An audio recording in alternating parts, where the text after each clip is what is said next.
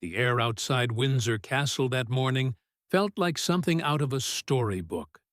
The kind of morning where silence carries meaning, where the echo of polished boots on ancient stone seems to whisper centuries of history. Mist curled around the towering gates, and the rising sun painted golden edges on flags that hadn't moved in hours.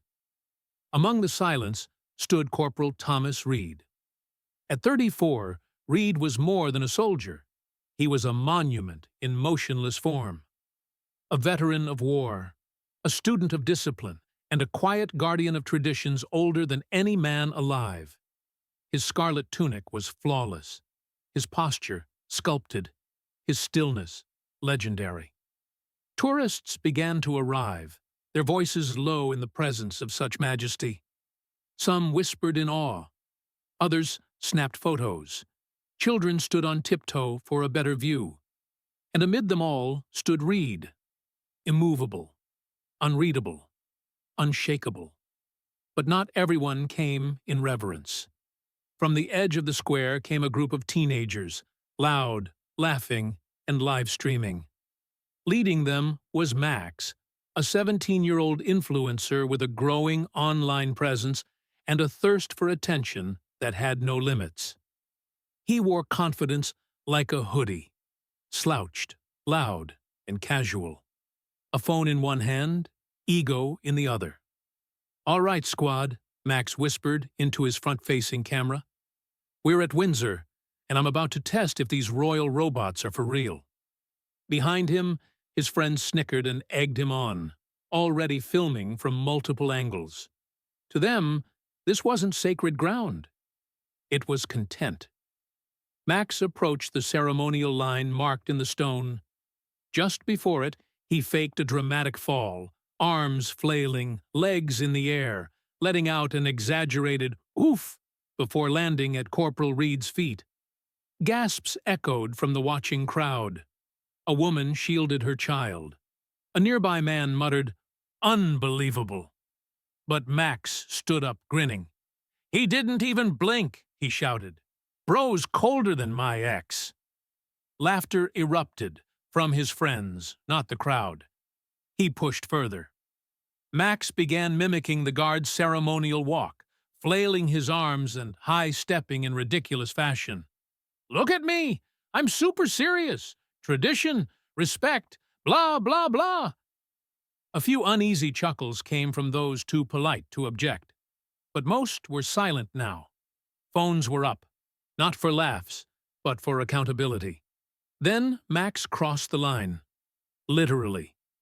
He stepped over the ceremonial boundary, laughing. "Maybe he's AI," Max joked, "like a wax figure with Wi-Fi." He leaned in, too close, and that's when he did something no one expected. He raised a selfie stick to Reid's face, the phone just inches from the guard's unmoving eyes. "Say cheese, Buckingham Barbie." Behind him, his friends laughed. But the crowd did not. And then, something changed. Not in Reid's stance, not in his eyes, in the air itself. It was as if the very stones beneath their feet had grown tired of the disrespect, as if the silence had become heavy, expectant. And Corporal Reid moved.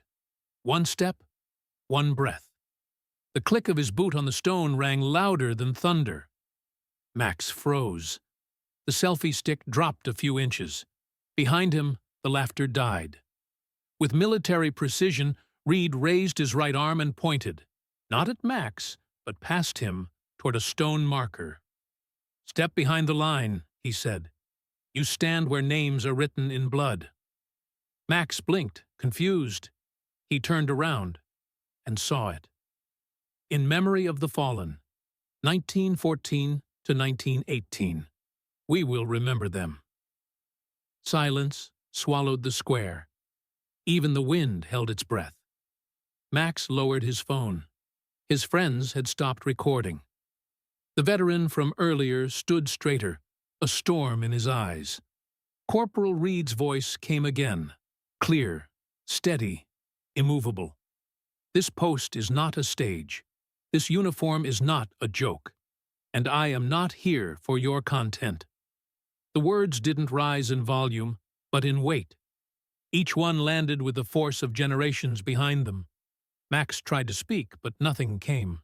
Just air. Reid returned to his post. One slow, measured step. He adjusted his rifle, reset his stance, and stared forward. Once again, still as stone. But everything had changed.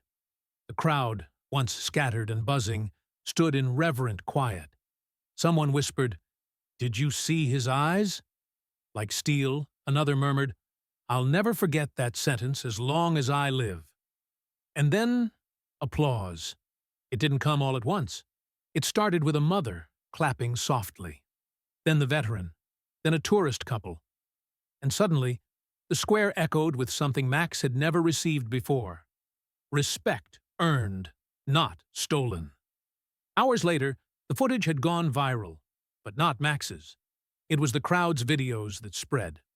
Clips titled, "Royal Guard Silences Disrespect with One Sentence." "Teen influencer humbled by real honor." "Stillness speaks louder than shouting." News outlets picked it up. Commentators praised the guard's restraint. Veterans shared their pride. Teachers used it as a lesson in civics. Max posted an apology. It felt hollow. The internet didn't forget. But what it did remember was Corporal Reid's voice. That sentence, that stance. Weeks later, Reid was awarded a commendation at the palace. Not for aggression, not for action, but for grace under fire. His statement? "I simply represented those who can't speak for themselves anymore." Today, visitors still talk about that morning. They point to the memorial and tell their children, "This is where a boy learned what dignity looks like." But the story didn't end there. In the days that followed, people returned to the square, not to mock, not to film pranks, but to witness something they now understood was far more sacred. Small gestures began to emerge. A folded poppy placed at the edge of the ceremonial line. A handwritten note taped gently to the stone marker. "Thank you for standing still, so that others may learn to stand tall."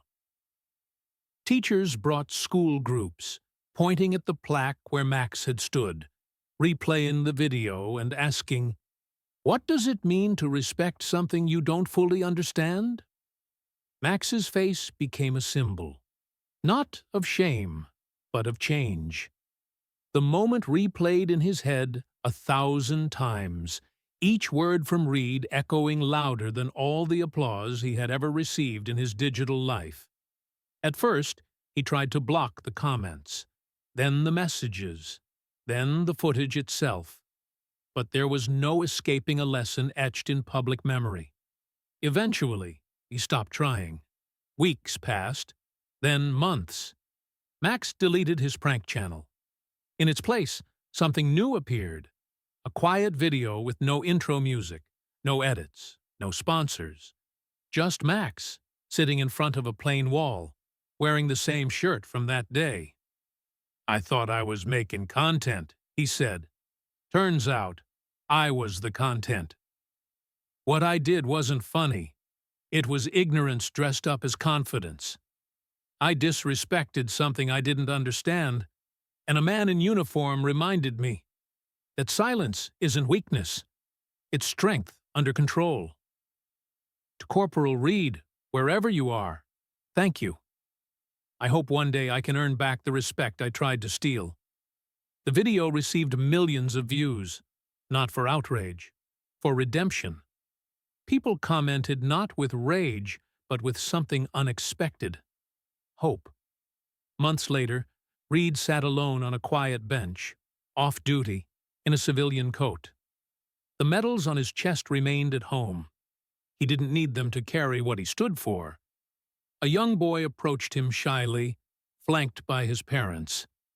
The boy saluted clumsily. "Sir, I saw your video in class. Our teacher said you're a real-life knight." Reid smiled gently. a rare expression crossing his usually unreadable face. "Knights wear armor," he said, crouching to the boy's eye level. "But dignity? That's something you carry inside." The boy nodded, then offered something small from his pocket, a plastic toy soldier. "For you. I want to be brave, too."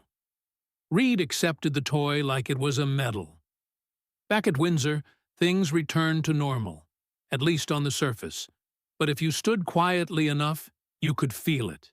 A shift in the energy, a quiet reverence in the air. Tourists no longer rushed the guard line for photos. Instead, they stood back, watched, whispered. Some even bowed their heads, not in fear, but in respect. A group of teenagers stood together at the line, phones in their pockets. One of them said, "Let's not record this time. Let's just remember it." And in that silence, the tradition breathed a little deeper. The stone stood a little taller, the red tunic a little brighter. And through it all, Corporal Thomas Reid remained. Still, sharp, unshakable. Not because he was forced to be, but because he believed in what he represented. That sometimes the greatest strength isn't in striking back, it's in standing still. What would you have done in Corporal Reid's position? Would you have raised your voice, or done what he did? Stand still and let your dignity speak louder than any shout ever could. Share your thoughts in the comments.